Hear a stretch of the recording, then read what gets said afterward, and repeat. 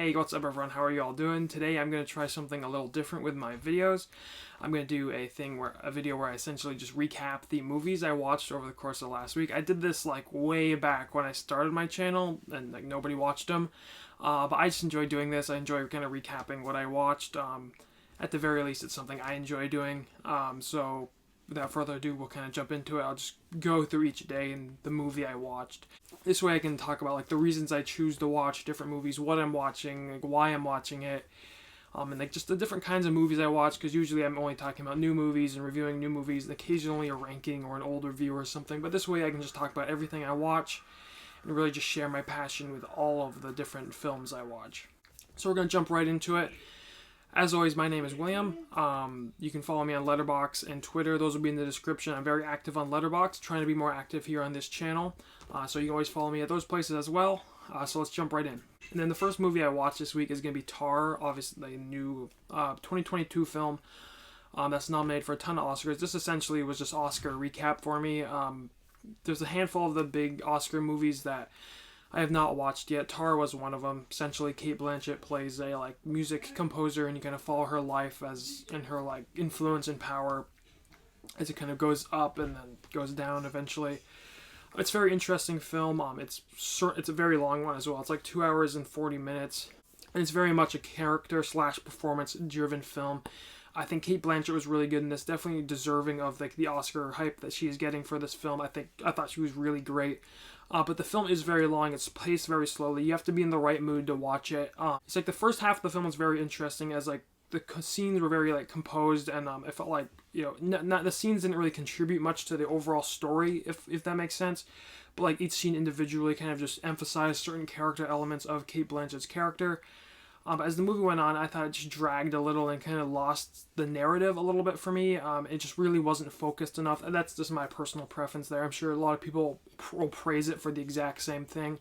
And then I thought the last like 30 minutes of the film were really strong, as like the messages of the film really started to drive them home. And the movie really started to like impact you. I just thought overall it was a little too long for me, and it just wasn't focused enough. Like I said, that's completely a personal preference thing on my part. But certainly a really well made film. Like the cinematography is beautiful. The musical scenes in this, when they're there's not a ton of them, are really good. Performances, like I said, were great. Cate Blanchett, I think, 100% deserving of an Oscar for this film. I thought like it just kind of wasn't amazing, just really solid. I think I gave it a 4 out of 5 on Letterboxd. So anyways, that one was Tar. Then the next movie I watched, it's another 2023 Oscar recap film. It's going to be Causeway. This is kind of like a romance drama with Jennifer Lawrence and Brian Tyree Henry. I think that's his name.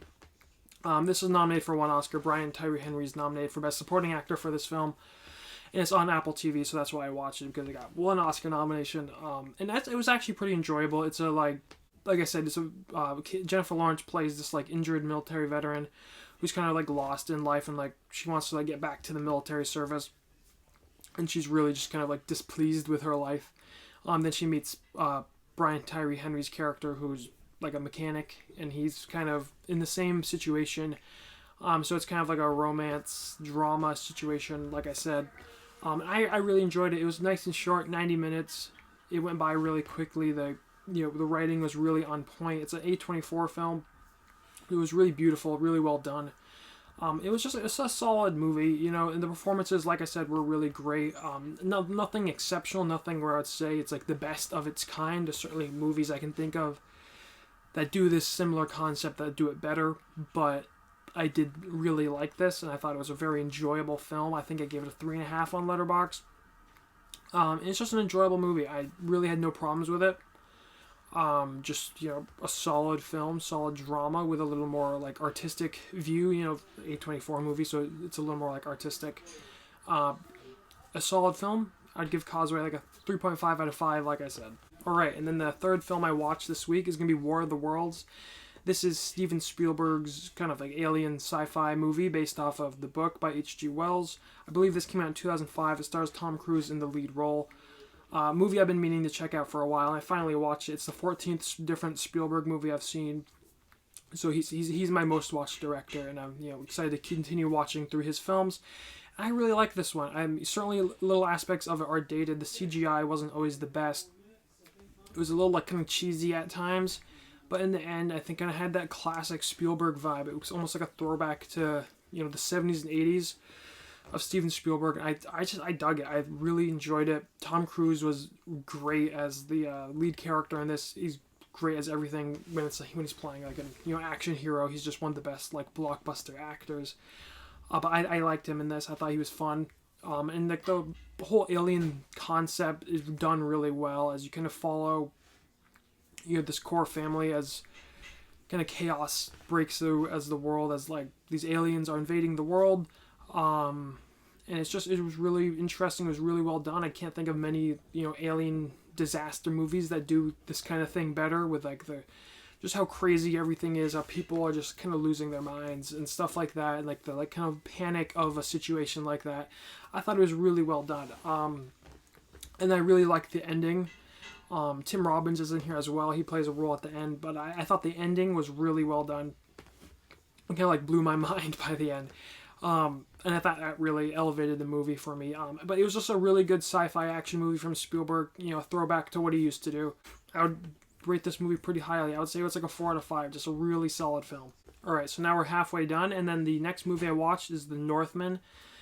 One of my favorite movies from 2022. Finally got around to rewatching it. Robert Eggers' big Viking epic. Absolutely adore this film. Loved it the first time I watched it, and loved it again this time. Just so like surreal as you just watch this. You just kind of elevated into this like Viking culture and just full on experiencing it to the best of that a movie can do. It's just awesome. It's brutal. It's extremely graphic, but it really tries to be realistic and be faithful to this specific culture. I love how much this movie is kind of like just flooded with Norse mythology, and how like Robert Eggers kind of takes it seriously. That's a really cool concept. Or I feel like with religion, in a lot of movies that kind of come at it with the more historical approach, acting like kind of having an unbiased perspective on it. It was really cool how this movie kind of embraced it, and it's kind of from the perspective of if Norse mythology was real, kind of how the characters are viewing it. I thought that was awesome. And it's a really great character study. Rewatching it now, I began to appreciate the main character's arc more. As kind of he's hell bent on revenge, and how that's just the only thing that's fueling him. I began to appreciate that a little more, as well as just the atmosphere of this film, just like dark and brutal. Is you're kind of elevated into this like I said, this like Viking brutal medieval culture. It's so well done. It's like I can't think of many films that do this better. So Northman, I think, is an amazing movie. Definitely check it out if you haven't. 5 out of 5 for me. My favorite film I watched this week. It's just really amazing. Alright, and then the next movie I watched this week, and one I was really excited for, and my only movie theater watch of the week, is going to be Titanic. This re-released in like 4K, 3D, in the movie theaters, and I had to go check it out. I saw it with my siblings, who both also really liked the film. Also, I was excited to rewatch it. I only watched it a couple of months ago. I rewatched Titanic for the first time in a few years, like a couple of months ago, but, I'm always down to check a movie out like this in theaters. And it's exactly, my opinion on it still remains firm. I love the visual spectacle that James Cameron delivers on, just this epic kind of love story. I'll get to the love elements of this movie in a second. But this epic story, all the while on, the Titanic, which was eventually going to sink. It's just such a like mesmerizing film to view, especially in theaters. Watching that in 3D, the film has just never looked better. It was just incredible to watch. Easily something that I'm glad I was able to experience in a theater, especially surrounded by people who love Titanic, because obviously that's a film people love to kind of criticize for the dialogue romance elements, but visually just incredibly stunning film. There's just none like it. Watching the Titanic and then watching it sink, it's just, there's nothing like that to watch on the big screen. In terms of the story, I think it's fine. I do think there are some elements of the story that just don't work. Some of the character, like I think Rose at the beginning comes off as like incredibly like spoiled and just really hard to like. I think some of the dialogue is just really not written well. Some of it will literally just make you cringe. I don't think James Cameron's the best at writing romance dialogue.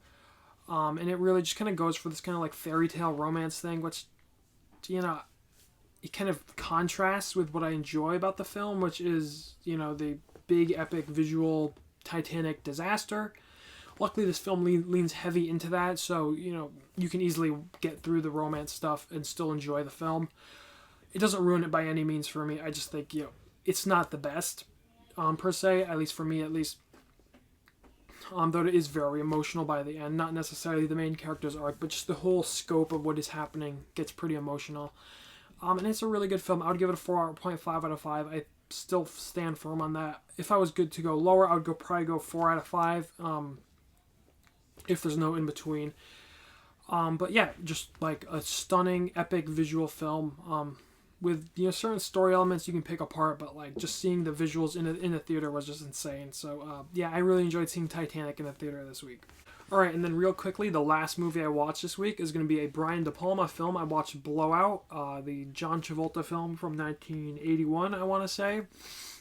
This essentially, John Travolta is a sound expert. He works on movies, and he essentially captures the sound that would reveal that potentially someone was murdered.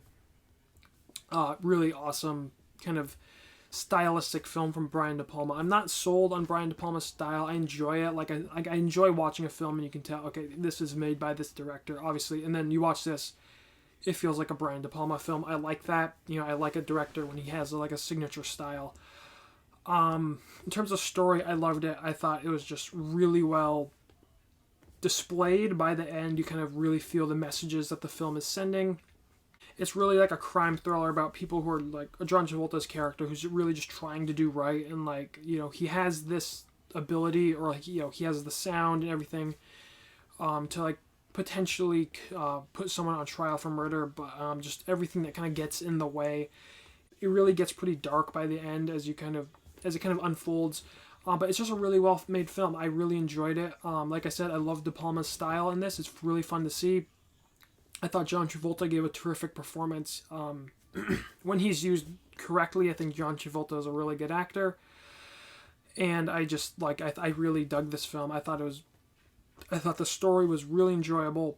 Like I said, it had some really cool messages by the end. I don't want to spoil anything, but by the end there were some really cool messages that the film was pushing. And I also enjoyed how much this kind of delved into sound mixing culture, if you will.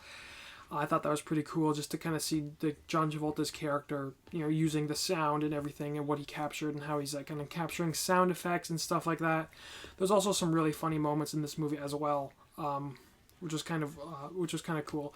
So Blowout's a really good film. I wouldn't say it's amazing. I would give it a 4 out of 5. I really enjoyed it. De Palma is a director. I need to watch more of his movies. I think this was probably the 5th or 6th one I've seen from him. I would say Scarface is probably still my favorite, but I did enjoy this one as well.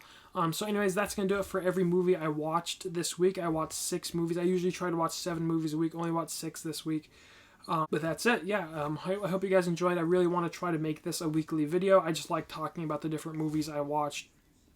I think that's a lot of fun. As always, you can check me out on Letterboxd. Like I said, I post a review for everything I watch there. Basically more thoughts on these movies that I just talked about. So you can follow me there if you'd like. And as always, just thanks so much for watching. I really appreciate it. Be sure to leave your thoughts in the comments. Any of your thoughts on the movies I watched, or if you watched anything cool this week, I'd love to hear it. And as always, thanks for watching, like I said, and have a good day.